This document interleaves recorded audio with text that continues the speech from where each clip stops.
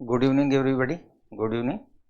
आज हम लोग चूंकि रैंकिंग समाप्त कर चुके हैं तो आज से हम लोग सिटिंग अरेंजमेंट पढ़ेंगे। सिटिंग अरेंजमेंट को कहते हैं बैठक व्यवस्था। सिटिंग अरेंजमेंट टॉपिक का नाम है सिटिंग अरेंजमेंट।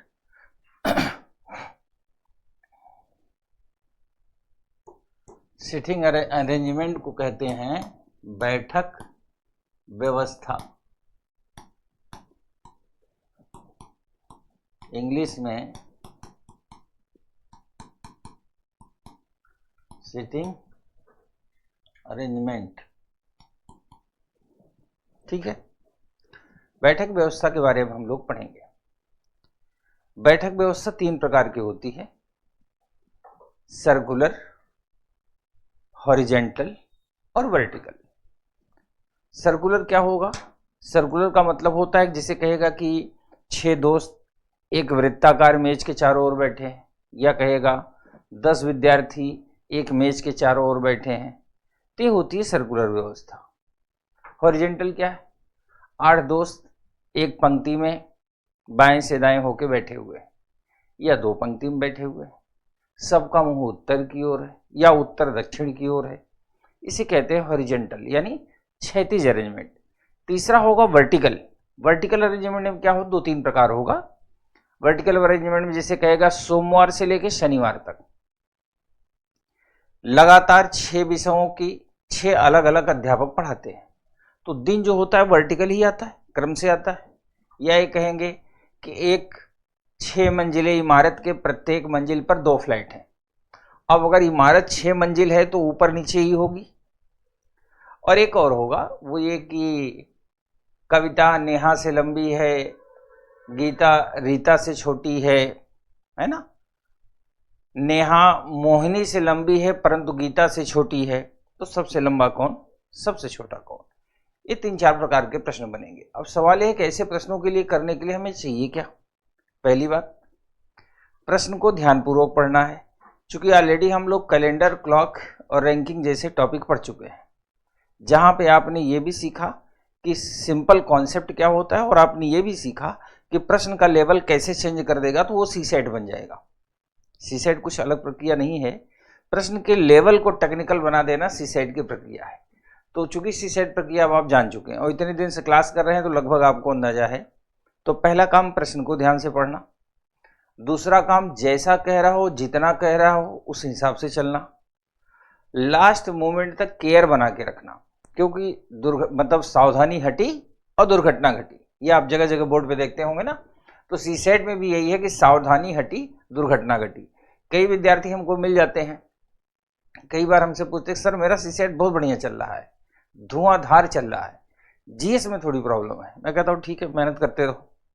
वही विद्यार्थी जब 1 साल बाद मिलता है तब तक उसका जीएस ठीक हो चुका होता है, लेकिन जब वो सीरियस होकर अटेम्प्ट दे रहा होता है, सुबह जीएस का पेपर ठीक ठाक हो जाता है, लेकिन सीसेट के पेपर को लेकर घबराहट रहती है ना, क्योंकि 33% पाना है, माइनस मार्किंग है, क्वालिफाई करना है। तो ये सारा गेम जो है केयर का है, जितनी सावधानी रखेंगे उतनी चीजें आपके लिए आसान होंगी। तो अभी फिलहाल हम लोग वर्टिकल अरेंजमेंट स्टार्ट करेंगे, जिसमें ऊपर नीचे करके दिया रहता है। वर्टिकल अरेंजमेंट से संबंधित कुछ प्रश्न को करेंगे, बोर्ड पे कराएंगे, कुछ आपको मैं प्रैक्टिस भी करवाऊंगा, दोनों काम चलेंगे। लेकिन पहले कॉन्सेप्ट के लिए प्रश्न मैं बोर्ड पे लिखूंगा, आपको 2 मिनट का समय दूंगा। आपका आंसर गलत आए, सही आए, अच्छा है या बुरा है, आपको प्रयास करने हैं। फिर मैं बताऊंगा कि इसमें क्या गलत था और क्या सही था। ओके, पहला प्रश्न, मोहन सोहन से लंबा है।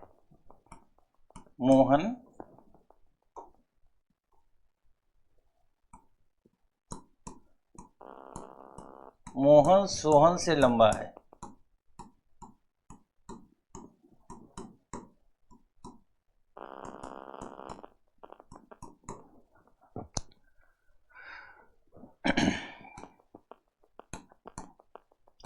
नीरज कमल से लंबा है।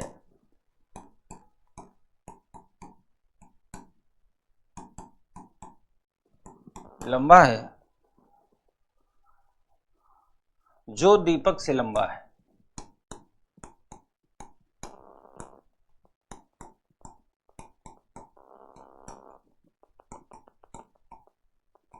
जो दीपक से लंबा है।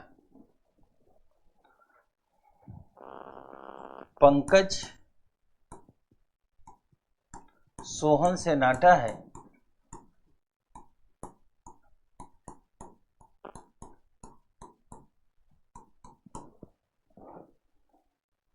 तथा नीरज से लंबा है, तथा नीरज से लंबा है।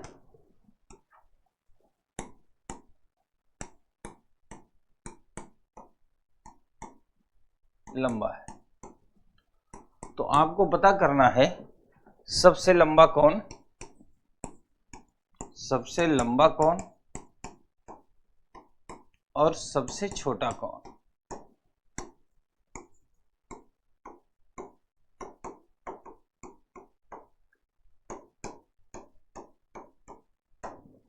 ये दो प्रश्न आपको पता करने हैं, ठीक है, आप ट्राई करो।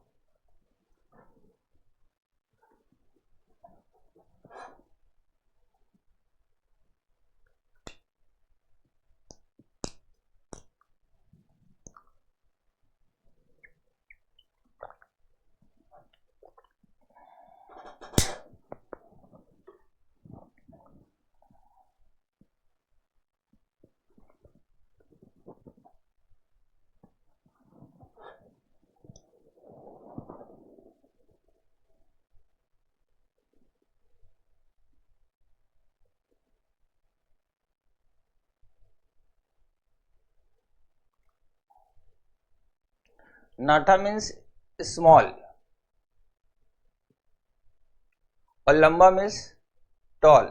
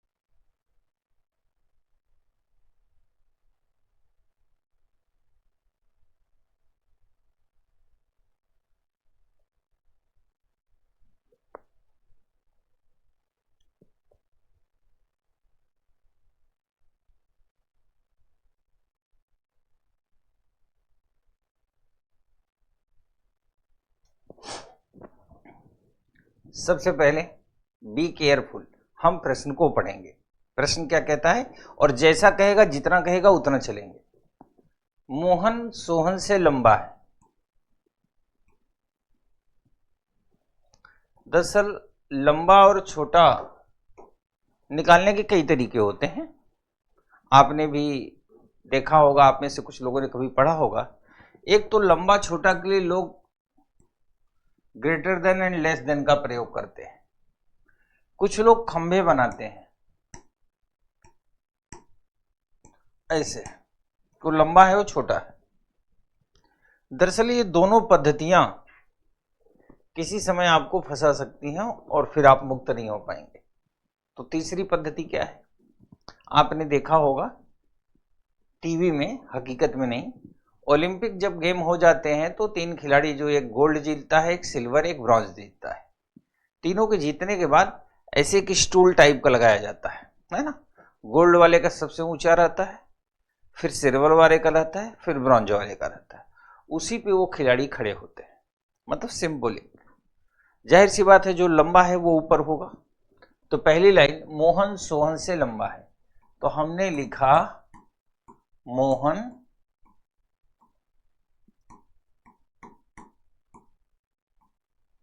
सोहन से लंबा है, लिख दिया आराम से, कोई जल्दबाजी नहीं।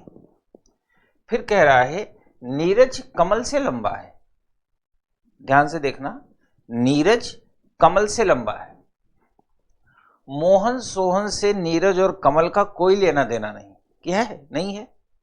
अगर लेना देना होता, आंकड़ा दिया होता तो हम वैसे ही चलते। चूंकि इनसे रिलेटेड नहीं है तो हम बगल में लिखेंगे, क्योंकि साथ में तो है नहीं। नीरज कमल से लंबा है। जो आपको सिखाया है, जो का मतलब होता है कि जो मिल जाए यहां, यानी कमल। जो से आप लेफ्ट चलिए, जो मिल जाए वही है जो। जो मतलब हु, इंग्लिश में हु और हिंदी में जो। मोहन नीरज कमल से लंबा है, जो दीपक से लंबा है। किससे लंबा है? दीपक से। बना दिया, चूंकि ये नीरज थे इसलिए बन गया। अगला डेटा कहता है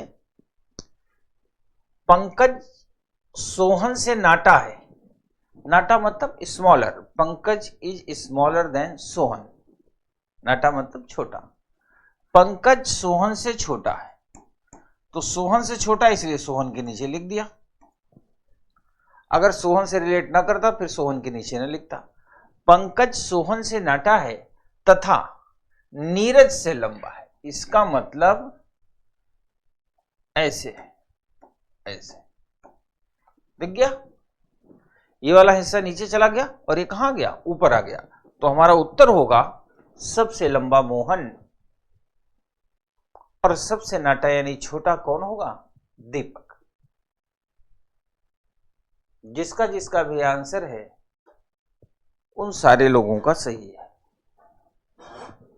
ठीक है।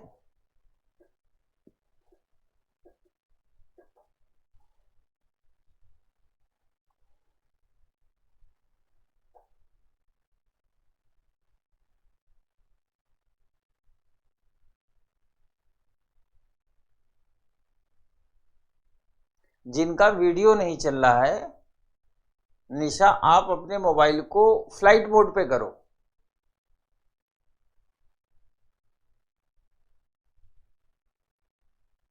बेटा तरीका कुछ भी हो, आंसर सही आना चाहिए। वैसे जिस तरीके को मैंने बताया है, कोशिश आपको इसी तरीके से करनी है, अदरवाइज कभी ना कभी आप फंस जाएंगे और मैं नहीं चाहता कि आप कभी फंसे। अगला प्रश्न है, अमित विनोद से लंबा है।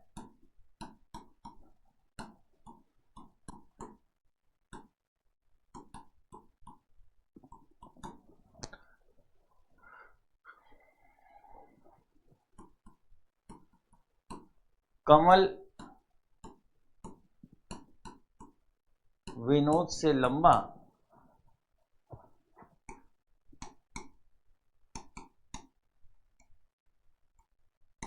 लंबा परंतु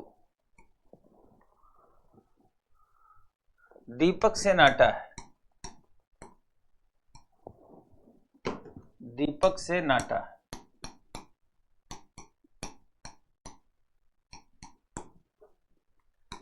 नवीन दीपक से नाटा है।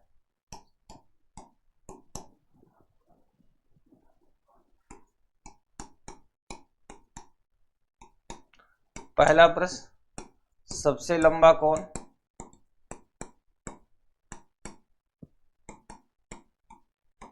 दूसरा, सबसे नाटा कौन?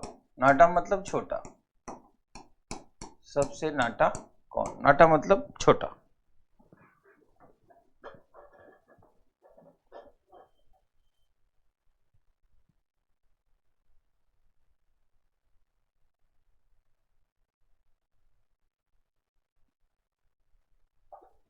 क्लास रिकॉर्ड नहीं, लेकिन क्लास लाइव है।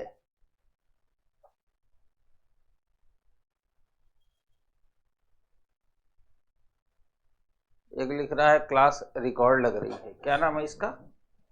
इसका नाम है चंद्र रोशन। हे चंद्र रोशन, मैं लाइव हूं, आप भी अब रोशन हो जाए। लिख रहा है क्लास रिकॉर्डेड है।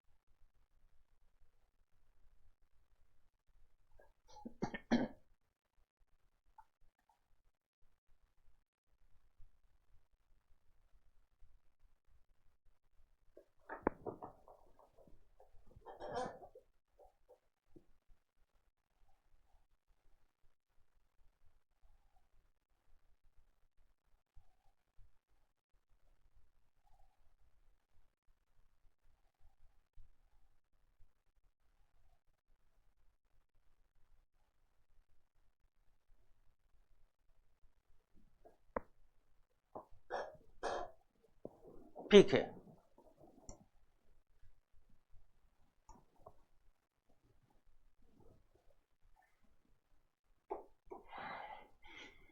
आप में से कुछ लोगों के आंसर बिल्कुल सही हैं, बट कुछ लोग धोखा खा गए। मैंने कहा था ना कि आप सी सेट के प्रश्नों को कांस्टेबल और दरोगा का पेपर मत समझा करो, या पटवारी का, है ना। ये सी सेट है। पहला प्रश्न एकदम आसान था, वो किसी एग्जाम में आएगा नहीं, यूपीएससी में तो किसी कीमत पे नहीं आएगा। दूसरा वाला आ सकता है। कैसे आ सकता है? देखिए, अमित विनोद से लंबा है। अमित विनोद से लंबा है, बना दिया।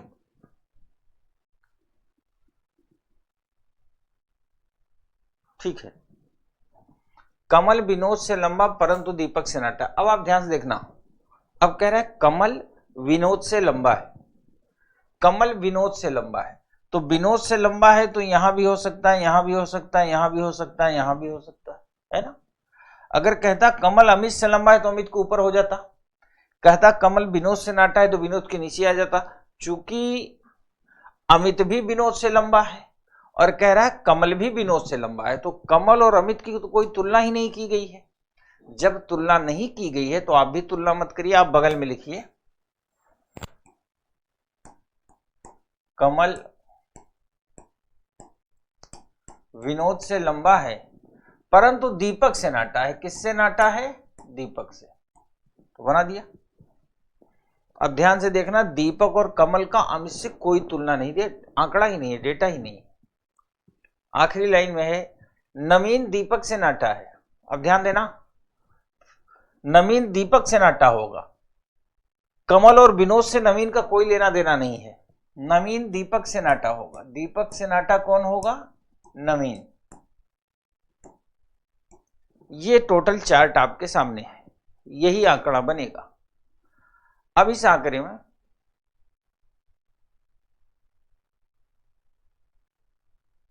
ठीक है,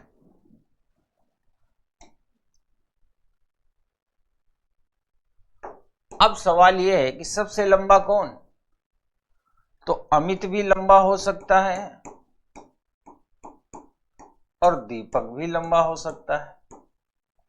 सबसे नाटा कौन में? विनोद भी नाटा हो सकता है और नवीन भी नाटा हो सकता है। सो हमारा उत्तर क्या होगा? निर्धारित नहीं कर सकते।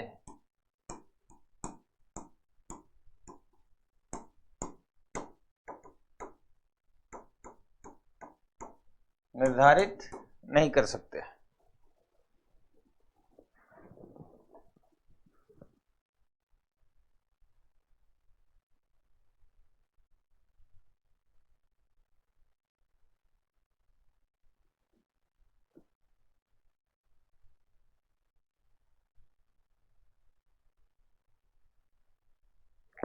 बिल्कुल, जिसका सही है उसका सही है। मैंने तो पहले के दिन में तो देखता ही रहता हूं कौन क्या लिख रहा है।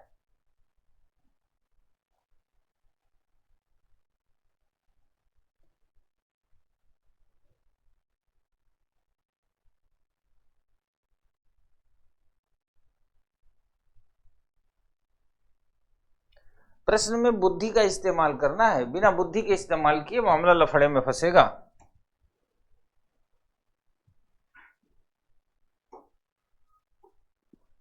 अब हम प्रोसीजर को थोड़ा सा और आगे बढ़ाते हैं, आपका और कॉम्प्लिकेटेड चलते हैं। दरअसल जब इस तरह का प्रश्न दिया जाए तो आंकड़ों का 1 बाई 1 करके इस्तेमाल करते हैं। 1 बाई 1 का मतलब, अगर कोई कंफर्म डेटा है पहले उसे यूज करेंगे, फिर उससे रिलेटेड जो डेटा होगा उसे यूज करेंगे, फिर जो उससे रिलेटेड होगा, मतलब ये सिस्टम चलेगा। पहले पॉजिटिव और कंफर्म डेटा, फिर नेगेटिव डेटा। एक एग्जांपल देते हैं।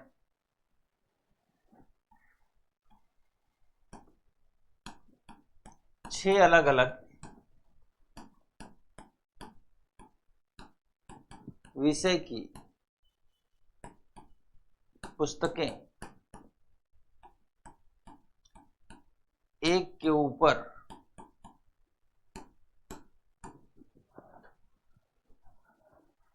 एक करके रखी गई हैं।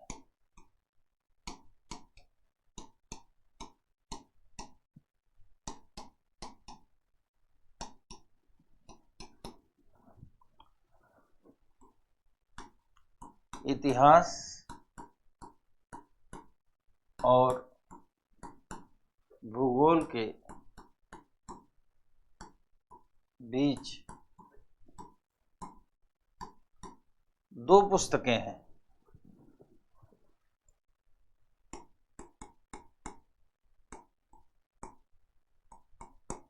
परंतु भूगोल इतिहास से ऊपर नहीं है।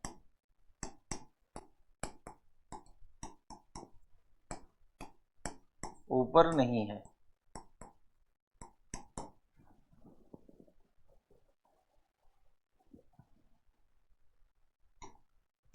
भौतिकी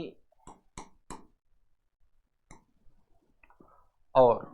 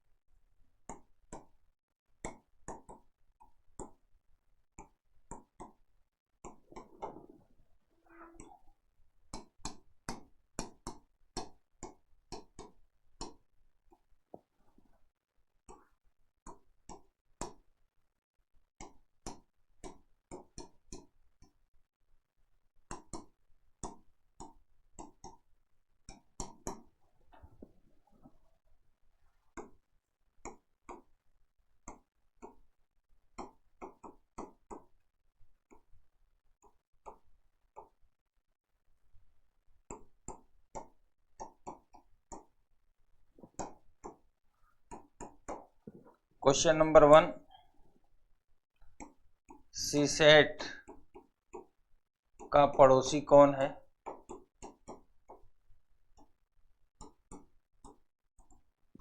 और दूसरा, सबसे ऊपर कौन सा विषय है? सबसे ऊपर कौन सी पुस्तक है?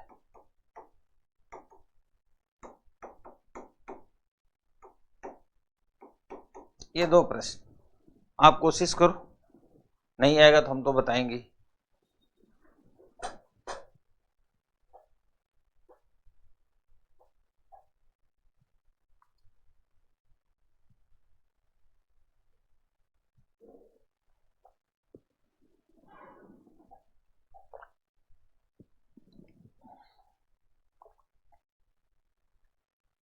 हाँ, आप करिए, ट्राई करिए।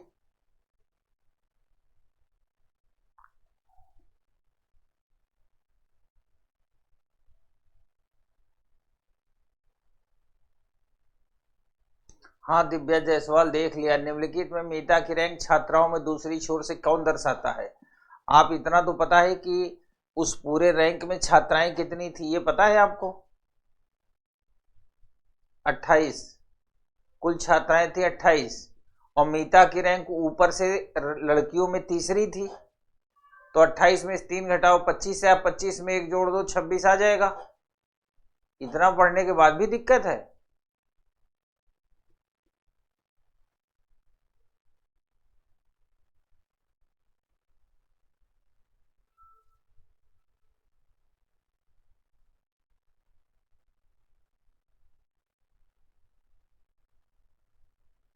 हाँ, देख लिया।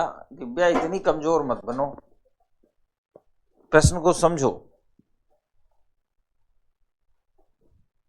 एक तो मौजवानी ही बता दिया।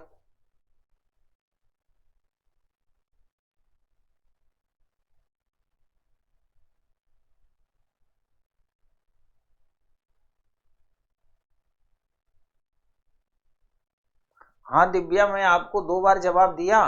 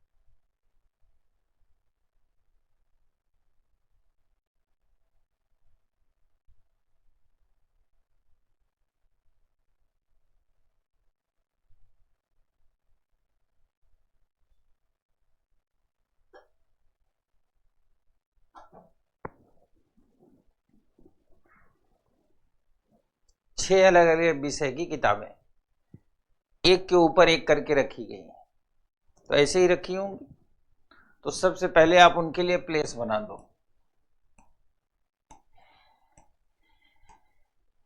बना दिया। जब भी कभी ऐसे आंकड़े आए तो आंकड़े आपको जो दिए होंगे ना डेटा, वो 3 प्रकार के होंगे। कैसा 3 प्रकार? कुछ डाटा पॉजिटिव तो होगा लेकिन कंफर्म नहीं, जैसे फिजिक्स और केमिस्ट्री, भौतिकी और रसायन के बीच में 3 किताबें हैं, पर कहाँ रहेंगी ये नहीं पता। तो डेटा पॉजिटिव तो है लेकिन कंफर्म नहीं।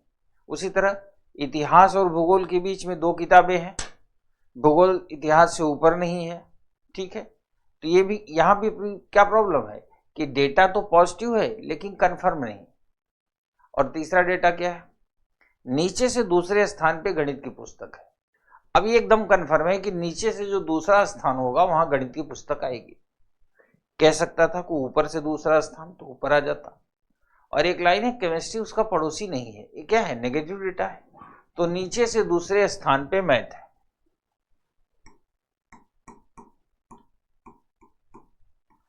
और केमिस्ट्री जो है इसका पड़ोसी नहीं है, यानी केमिस्ट्री पड़ोस में नहीं बैठ सकता। That's clear. अब इसके पहले 2 प्रश्नों में आपने क्या सीखा था कि डेटा जिस नाम से रिलेटेड हो आंकड़े से, उसी का इस्तेमाल होगा, दूसरा तो नहीं होगा। अब कह रहा है कि एक है इतिहास भूगोल वाला। इतिहास भूगोल तो अभी कहीं दिख ही नहीं रहा, लेकिन केमिस्ट्री दिख रही है, रसायन दिख रहा है ना। तो हमारा फोकस किस पे होगा? रसायन से रिलेटेड डेटा हो या गणित से रिलेटेड डेटा हो। तो रसायन से रिलेटेड डेटा है। 3 books between physics and chemistry, रसायन और भौतिकी के बीच में 3 किताबें हैं। अब देखिए, आप यहां रसायन नहीं रख सकते, यहां रखेंगे तो 2 ही किताब आएंगी, यानी भौतिकी रसायन रखने के लिए यही 2 जगह हैं। खूब ध्यान से देख लीजिए, इन 2 जगह के अलावा कहीं और आप भौतिकी रसायन रख ही नहीं सकते। और कहीं रखेंगे तो बीच में 3 किताबें नहीं आएंगी, क्योंकि मैंडेटरी है कि 3 किताबें बीच में आनी चाहिए। अब यहां तो रसायन रख नहीं सकते, तो यहां क्या रखेंगे? भौतिकी यानी फिजिक्स, और यहां रख देंगे रसायन। अब प्रश्न में कह रहा है कि 2 books between history and geography, इतिहास और भूगोल के बीच में 2 किताबें हैं। ये देखिए, इतिहास और भूगोल के बीच में 2 किताब, परंतु भूगोल इतिहास से ऊपर नहीं है। भूगोल इतिहास से ऊपर, इतिहास और भूगोल के बीच में 2 किताबें हैं। तब ये 3 जगह खाली है हमारे पास, तो यहां और यहां रखेंगे तभी वो एडजस्ट होंगे, है ना। पर भूगोल इतिहास से ऊपर नहीं है, तो इतिहास ऊपर हो जाएगी और भूगोल यहां हो जाएगी, और यहां कौन हो जाएगा? सी सेट।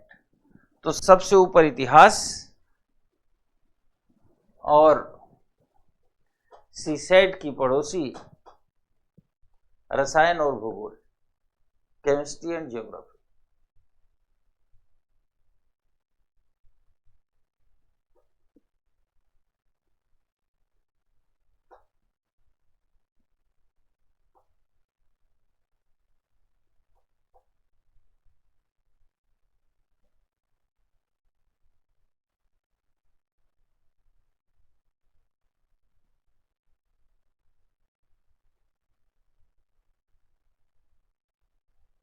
देख लीजिए खूब ध्यान से। और ऐसे प्रश्नों की एक खासियत होती है कि जब आपका आंकड़ा बन के तैयार हो जाएगा तो आप प्रश्न से पढ़ के उसको टैली करिए, अगर सही होगा तो टैली करेगा। अब जो मैंने प्रश्न लिखा है अगर उससे मिला के आप इसको टैली करेंगे तो सही होगा।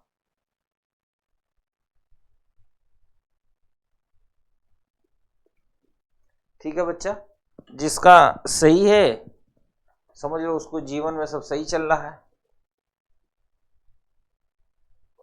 और जिसका गलत है उसे अपने जीवन में सुधार करना चाहिए कि उसका भी सही चले।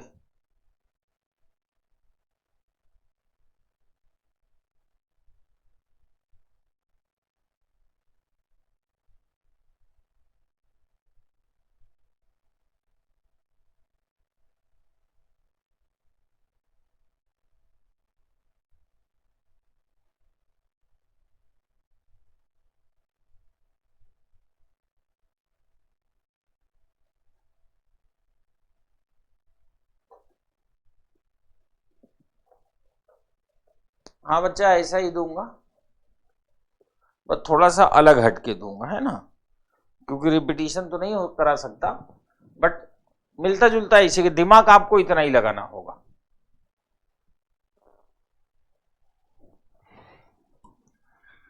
पांच दोस्त ABCDE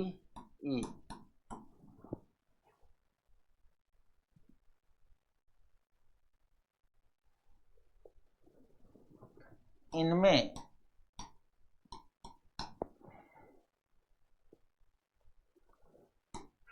A B से लंबा है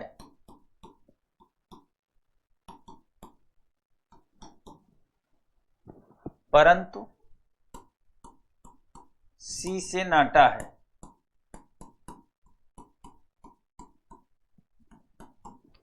A B से लंबा है परंतु C से नाटा है, नाटा नहीं हल्का है,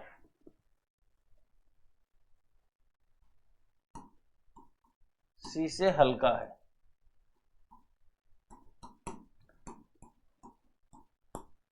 D C से लंबा है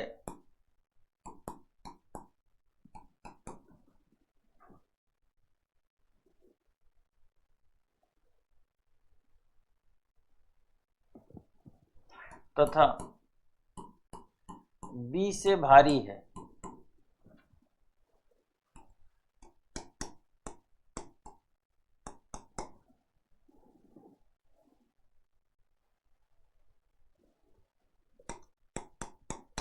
E A से लंबा है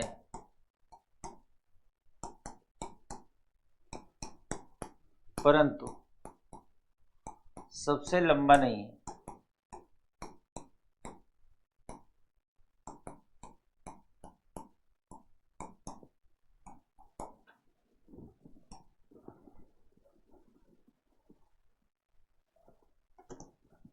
फिर कहता है E D से भारी है।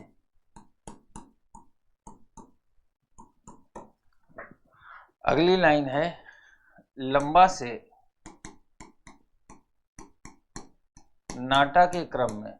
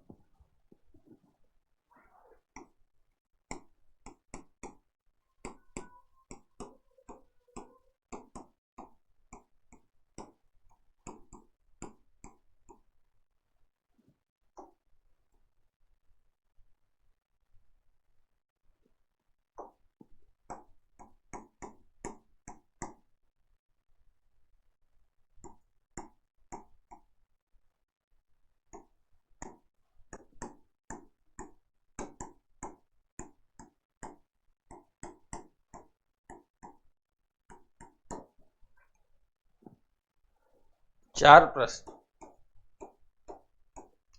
सबसे लंबा कौन?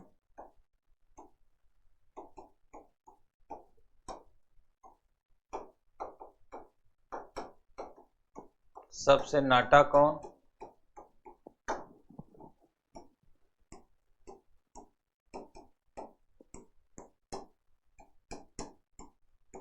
सबसे भारी कौन? सबसे हल्का कौन? एकदम बिल्कुल सीरियस होकर इस प्रश्न को अटेम्प्ट करना। इसके बाद हम चलेंगे सीधा हॉरिजेंटल की ओर, इसलिए एकदम सीरियस होकर अटेम्प्ट करना विदाउट एनी मिस्टेक।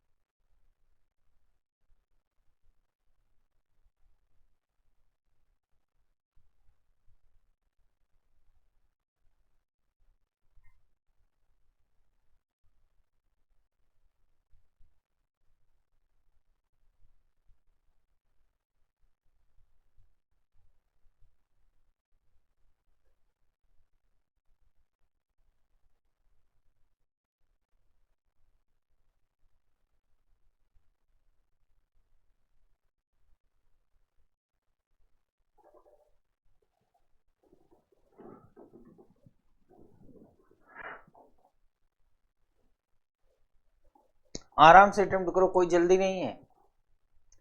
बट एक भी क्वेश्चन अगर ढंग से बन गया तो समझ लीजिए कि आपका अंडरस्टैंडिंग बढ़ गई।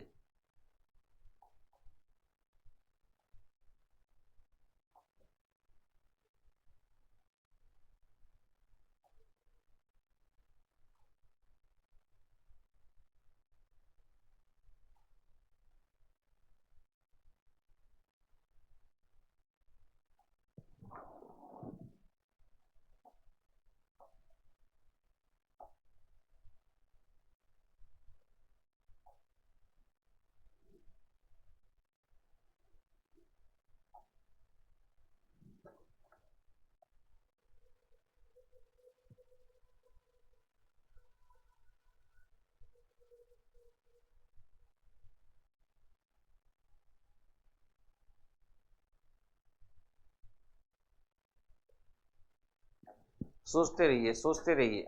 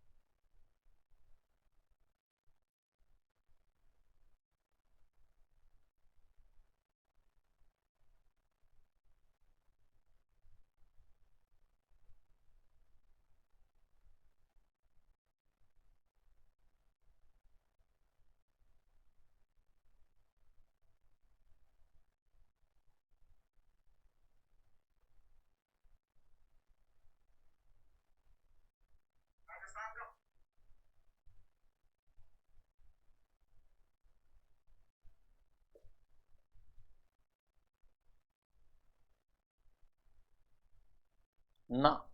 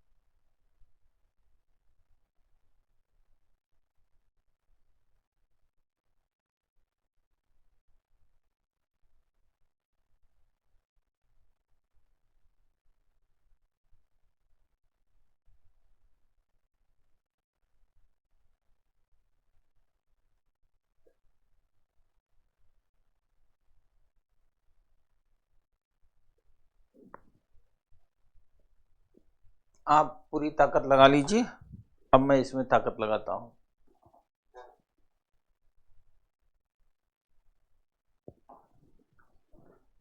देखो, कुछ लोग तो प्रयास कर रहे हैं, कुछ लोग प्रयास कर रहे हैं पर सही तक पहुंच रहे हैं, कुछ प्रयास कर रहे हैं उनके गलत आंसर है, उसी पर रिजिट है कि नहीं यही होगा।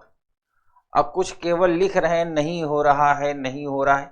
आईएएस आपको बनना है ना, सफलता आपको मिलनी चाहिए ना, तो जाहिर सी बात है एफर्ट आपको करना होगा।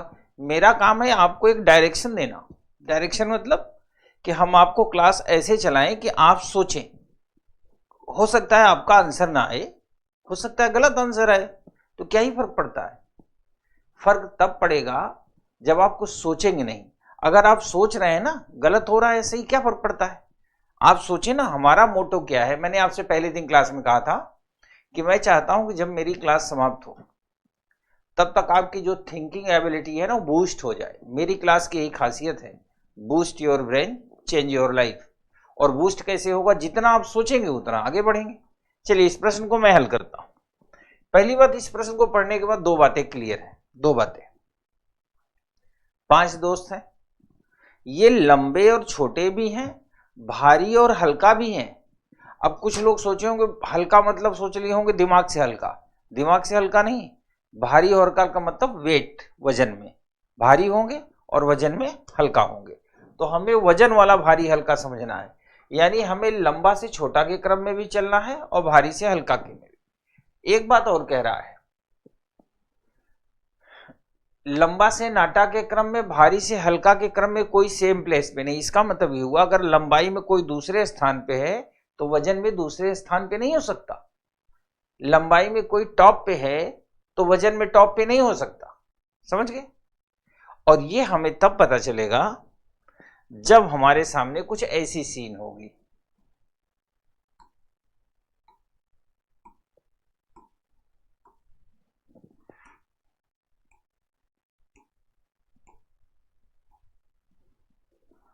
ये है लंबा वाला एरिया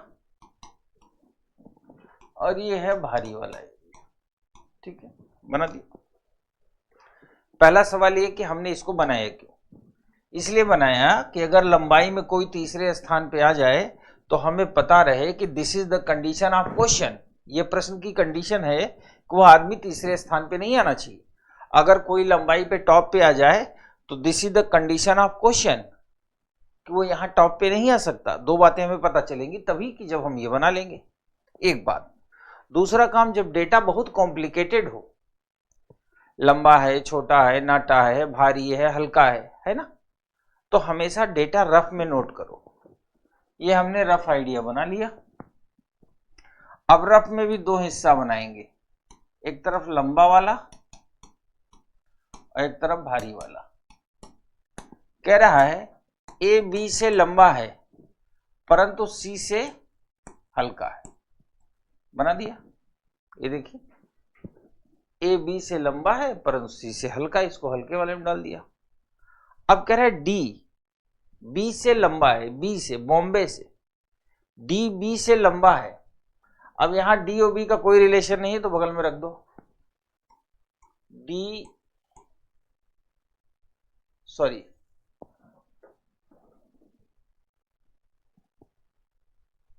डी सी से लंबा है, डी सी से लंबा है, ठीक है, बना दिया। डी सी से लंबा है परंतु ई से भारी है। ई से भारी कौन है? डी। अब ई डी को अलग इसलिए रखा क्योंकि सी ए से इसका कोई लेना देना नहीं। एक लाइन और है, ई ए से लंबा है। ई किससे लंबा है? ए से, तो ए से लंबा हो गया। फिर कह रहा है परंतु सबसे लंबा नहीं है। अब एक बार बताओ, टोटल 5 है, 5 में 3 तो ये दिख ही रहे। अब अगर ई सबसे लंबा नहीं है तो क्या हो सकता है? 2 कंडीशन होगी, या तो ई से ऊपर 2 लोग होंगे और नहीं कम से कम एक व्यक्ति तो ई से ऊपर होगा ही होगा। तो रफ के लिए आप यहां डॉट डॉट लाइन बना दीजिए, ठीक है, बना दिया। एक लाइन और है,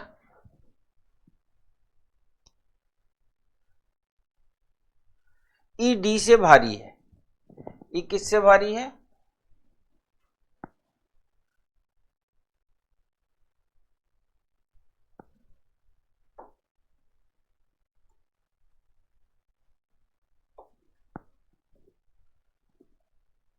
डी सी से लंबा परंतु बी से भारी है। बी से भारी कौन है? डी। और एक लाइन और है, ई डी से भारी है।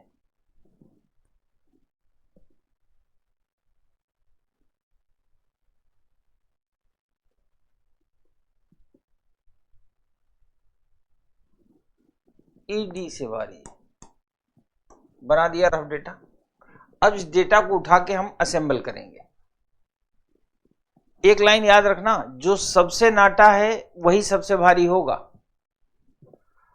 अब ई ए बी जहां जाएंगे साथ साथ जाएंगे। अब देखो, ई ए बी यहां नहीं रख सकते। क्यों नहीं रख सकते? क्योंकि ई सबसे लंबा है नहीं, तो या तो ई से लंबे 2 लोग होंगे या तो एक व्यक्ति होगा। चलो अगर हम ई ए और बी यहां रख दें तो बी सबसे नाटा होगा, इस हिसाब से इसको सबसे भारी बनाना होगा।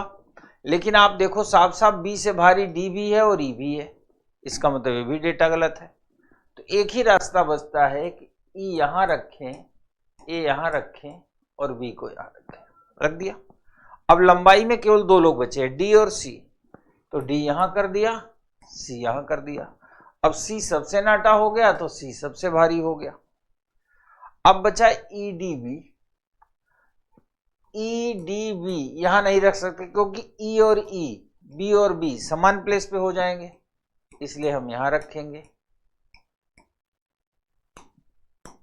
आ गया आंसर। इतना तो आपने बनाया है तो देख लीजिए।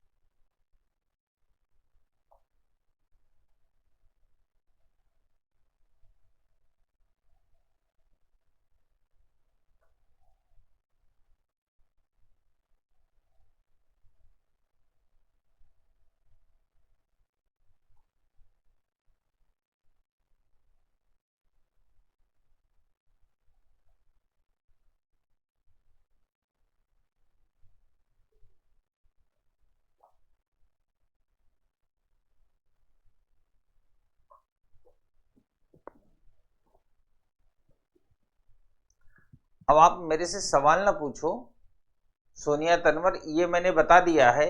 इसको D C E A B, D C E A B इसलिए नहीं रख सकते क्योंकि बी फिर सबसे छोटा होगा और बी सबसे छोटा होगा तो बी को सबसे भारी बनाना पड़ेगा। और साफ साफ देखिए बी से भारी ऑलरेडी 2 लोग दिख रहे हैं।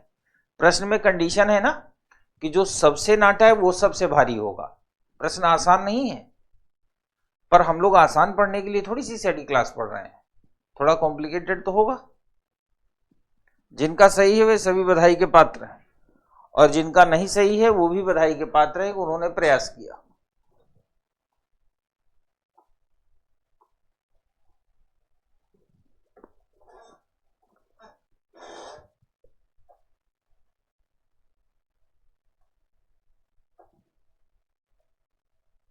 ये प्रीवियस ईयर का क्वेश्चन नहीं बेटा, ये फ्यूचर का क्वेश्चन है। भविष्य में ऐसे प्रश्नों से मुलाकात होगी।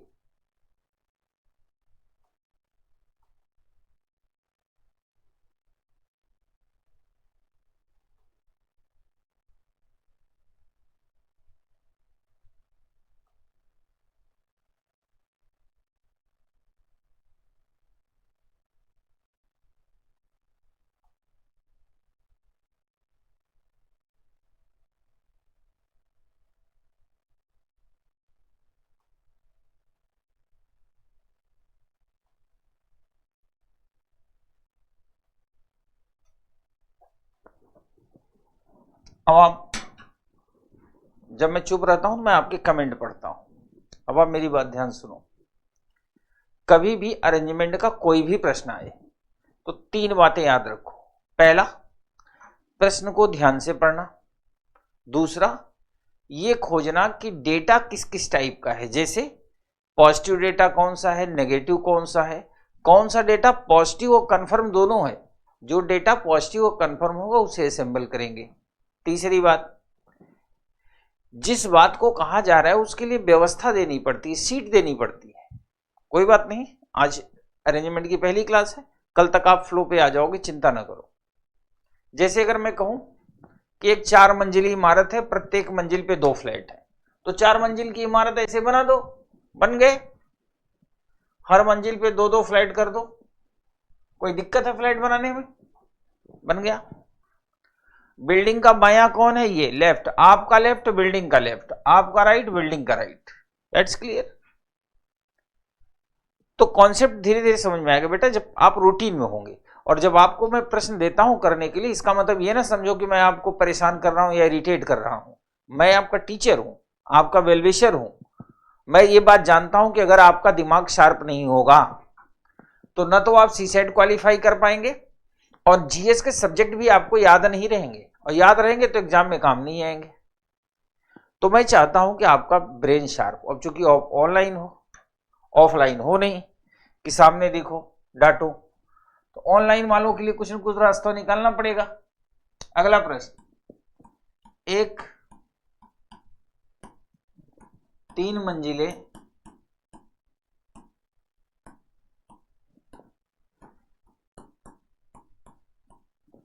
इमारत के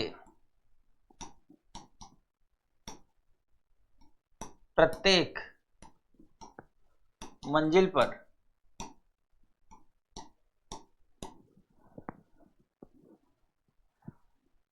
3 फ्लैट हैं।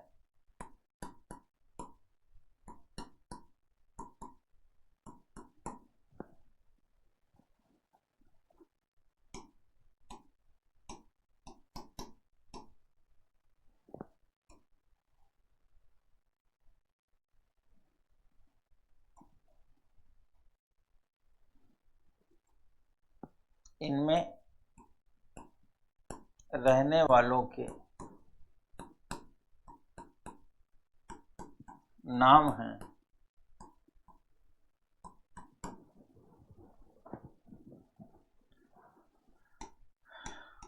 राजू, काजू,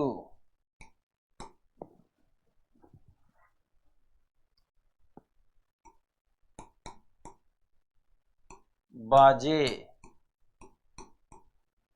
गाजे,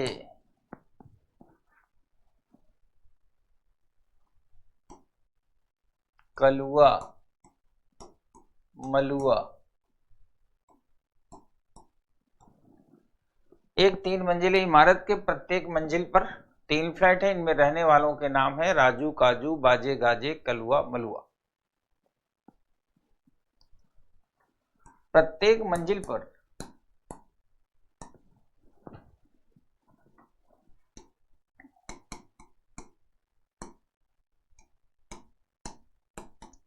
एक फ्लैट खाली है,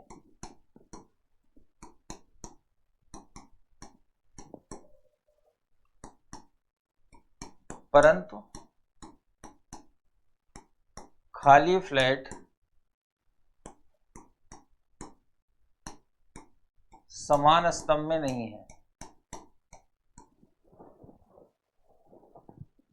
स्तंभ मतलब कॉलम, स्तंभ मतलब कॉलम, याद रखना।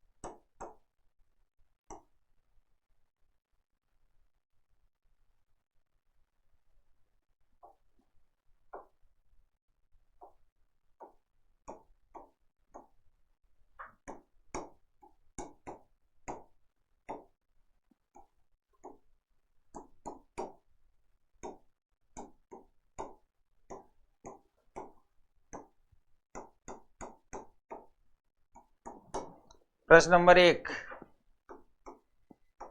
सबसे ऊपर कौन सा फ्लैट खाली है?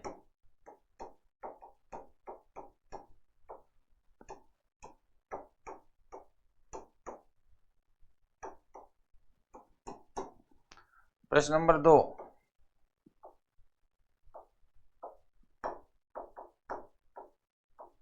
दूसरी मंजिल पर बाएं कौन रहता है? बाएं मतलब लेफ्ट।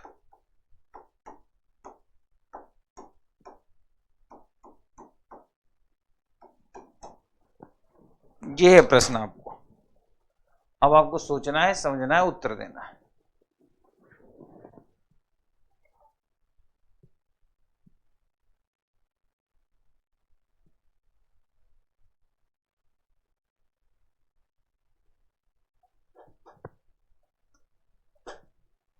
ये क्वेश्चन बड़ा नहीं है बच्चा, दरअसल बोर्ड पे मैं बड़ा इसलिए लिखता हूं कि आपको मोबाइल में देखने में दिक्कत ना आए।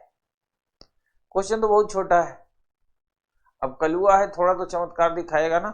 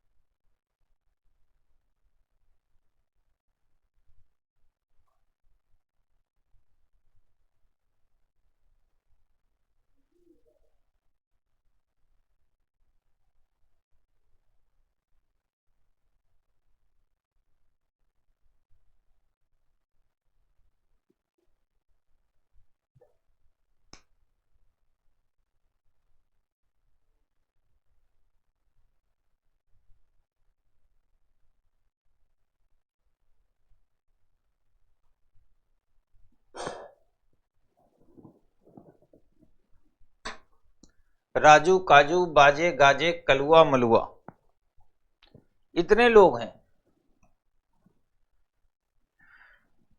एक 3 मंजिली इमारत के प्रत्येक मंजिल पर 3 फ्लैट है, ठीक। और रहने वाले कितने हैं? 6। राजू, काजू, कलुआ, मलुआ, बाजे और गाजे।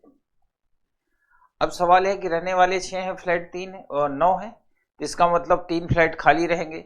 उसने कहा प्रत्येक मंजिल पर एक फ्लैट खाली है, पर खाली फ्लैट सेम कॉलम में नहीं है, यानी समान स्तंभ में ऐसे ऐसे नहीं है। अब जब सेम कॉलम में नहीं है तो कौन सा फ्लैट खाली रहेगा, कौन सा नहीं रहेगा, ये आप तो डिसाइड नहीं करेंगे, प्रश्न का डेटा डिसाइड करेगा। तो अब हम कहाँ चलेंगे? अब हम चलेंगे सीधा प्रश्न पे। कह रहा है राजू सबसे ऊपर बाएं रहता है, तो ये है आपका बायां हाथ, ये जो मेरा बायां हाथ है इधर ही आपका भी बायां होगा, तो यहां हो गया राजू, ठीक। दूसरा कहता है बाजे सबसे नीचे दाएं रहता है, तो बाजे सबसे नीचे दाएं रहता है। कलुआ और मलुआ समान मंजिल पे रहते हैं परंतु पड़ोसी नहीं है। अब कलुआ मलुआ यहां नहीं रह सकते, क्यों? क्योंकि हर मंजिल पे एक फ्लैट खाली रखना है। कलुआ और मलुआ यहां भी नहीं रह सकते, क्यों? क्योंकि हर मंजिल पे एक फ्लैट खाली रखना है। तो कलुआ और मलुआ तो इसी फ्लोर पे रहेंगे, बीच वाले पे है, तो समान मंजिल पर परंतु पड़ोसी नहीं है। यानी कलुआ मलुआ यहां यहां यहां यहां नहीं बैठेंगे, जब बैठेंगे यहां यहां बैठेंगे। अब एक बात और, कलुआ किधर बैठेगा, मलुआ किधर बैठेगा, ये तो पता नहीं है।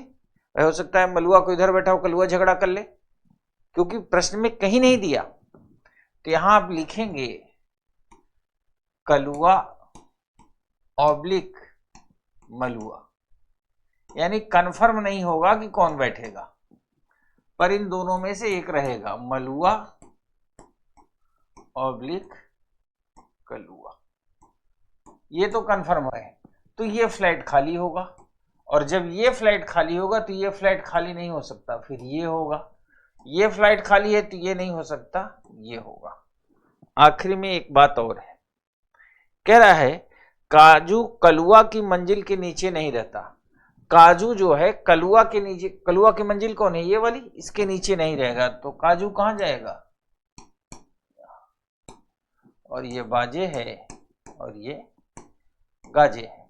तो पहले प्रश्न का उत्तर, ऊपरी मंजिल पे कौन सा फ्लैट खाली है? सबसे किनारे दाहिने वाला, राइट साइड, ठीक है। और दूसरा प्रश्न कि दूसरी मंजिल पे बाईं ओर कौन रहेगा, निर्धारित नहीं कर सकते, हम बता नहीं सकते कि यहां पर कौन बैठेगा।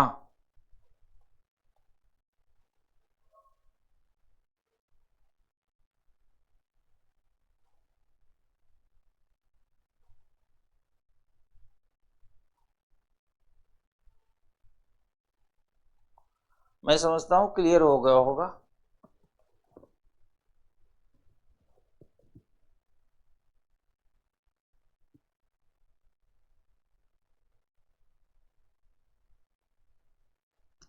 ठीक है बच्चा, जिसका जिसका सही है मुझे खुशी है। आपका सही हो, आपका भला हो, इसीलिए तो हम लोग कोशिश कर रहे हैं।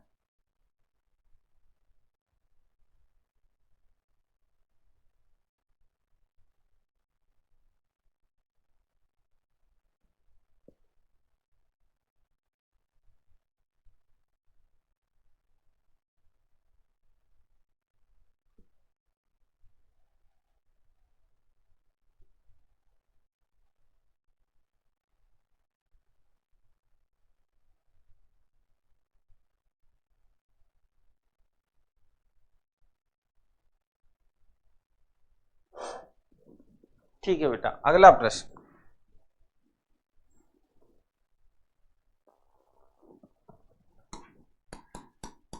ABCDE 5 दोस्त एक पंक्ति में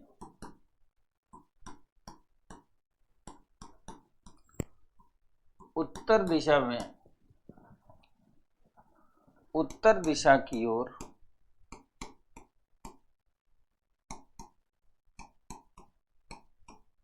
मुख करके बैठे हैं।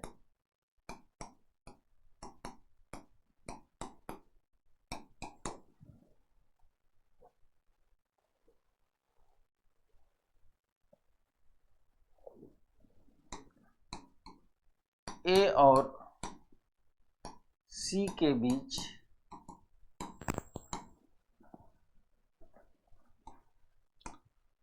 दो दोस्त हैं।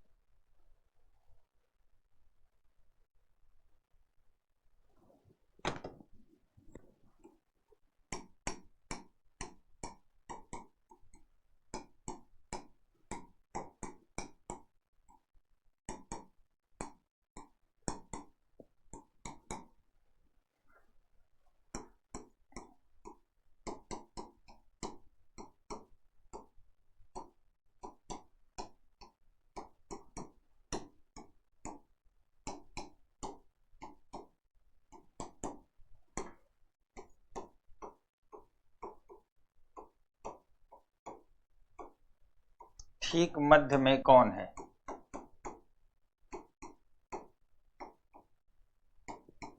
ये हैं दो प्रश्न हमारे सामने।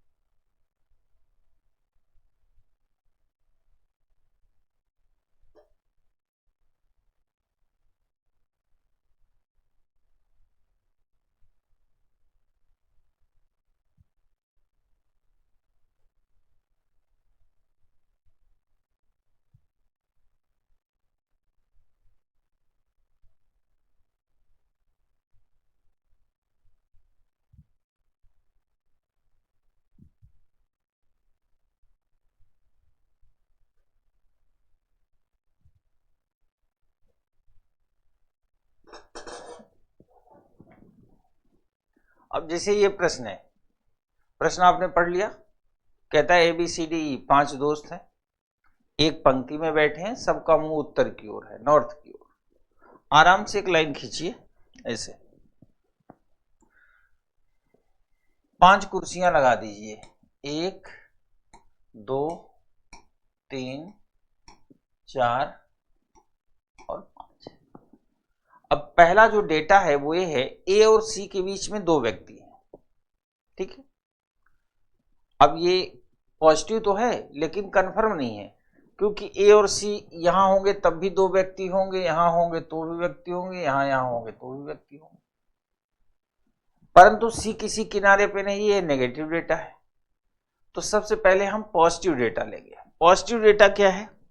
पॉजिटिव डेटा में कहता है कि बी दाहिने से दूसरे स्थान पे, ये है आपका दाहिना और ये है आपका बायां, तो दाहिने से दूसरे स्थान पे कौन है?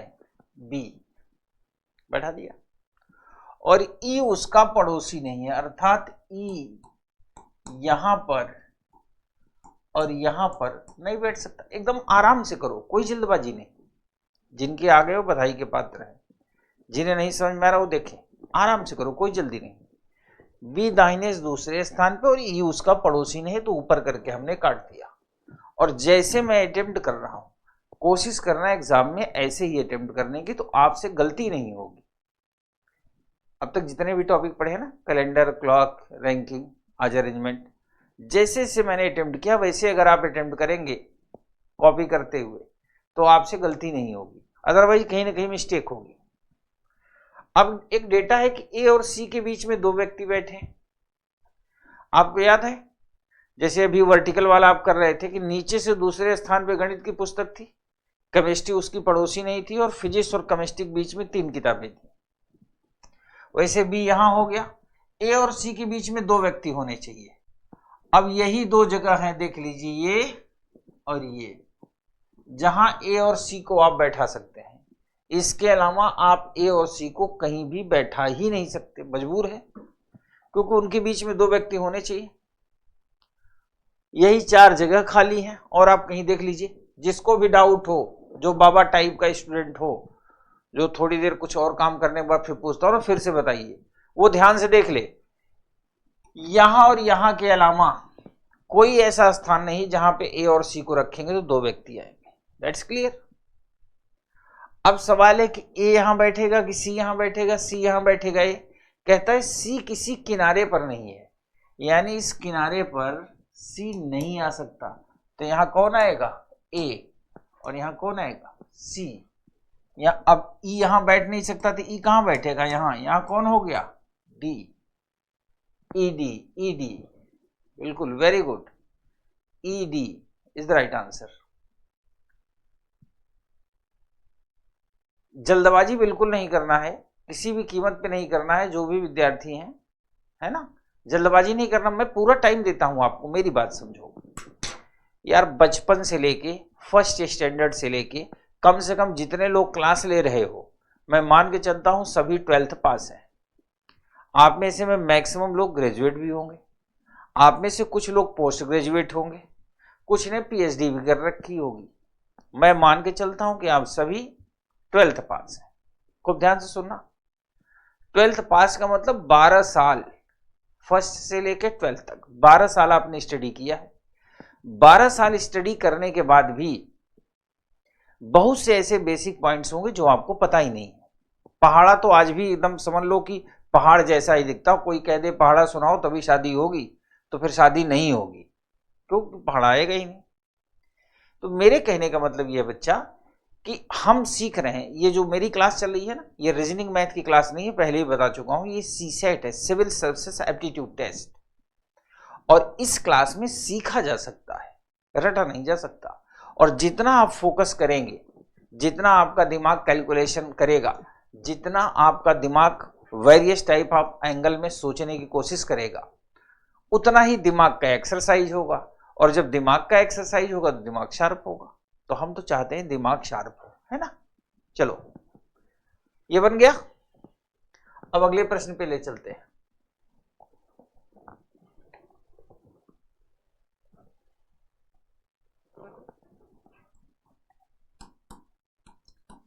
आठ दोस्त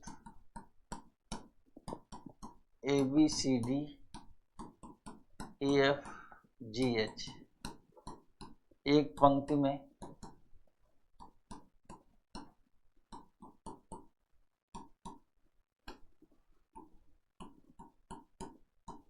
उत्तर दिशा की ओर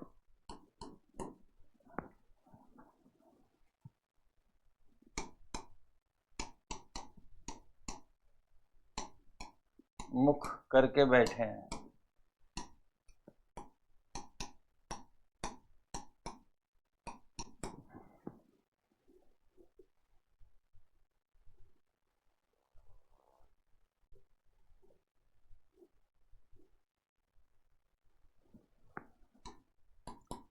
ए और सी के बीच 3 व्यक्ति हैं।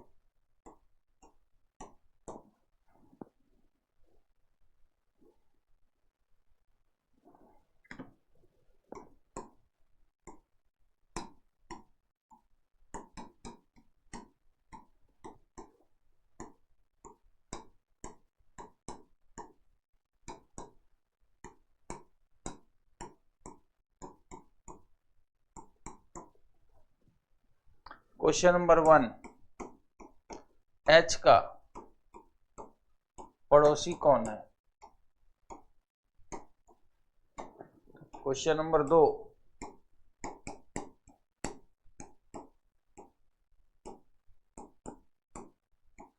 बाएं किनारे पे कौन है? क्वेश्चन नंबर 3,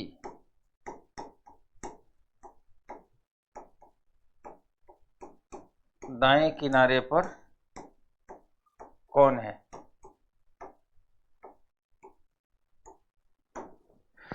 ये 3 प्रश्न है, सोचिए, समझिए और उत्तर दीजिए।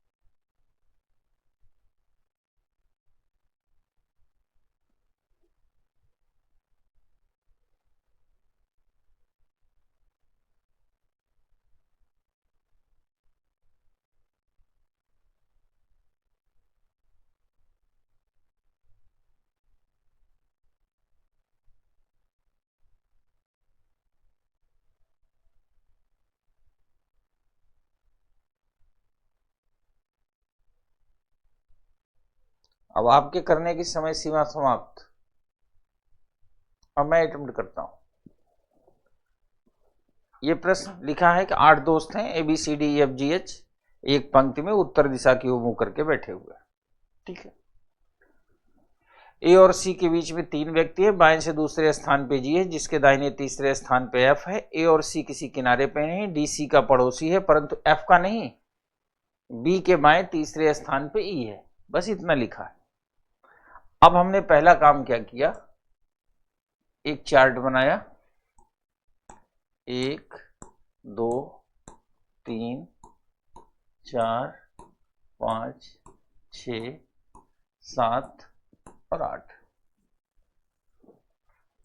पहला लाइन जो है ए और सी के बीच 3 व्यक्ति हैं, ये डेटा पॉजिटिव तो है पर कंफर्म नहीं, तो इस डेटा को छोड़ देंगे। बाएं से दूसरे स्थान पे, ये है आपका बायां हाथ, दूसरे स्थान पे जी है, जिसके दाहिने तीसरे स्थान पे एफ है, तो इसका दाहिना इधर होगा, पहला दूसरा तीसरे स्थान पे कौन है, एफ है। ठीक है, आगे बढ़ेंगे।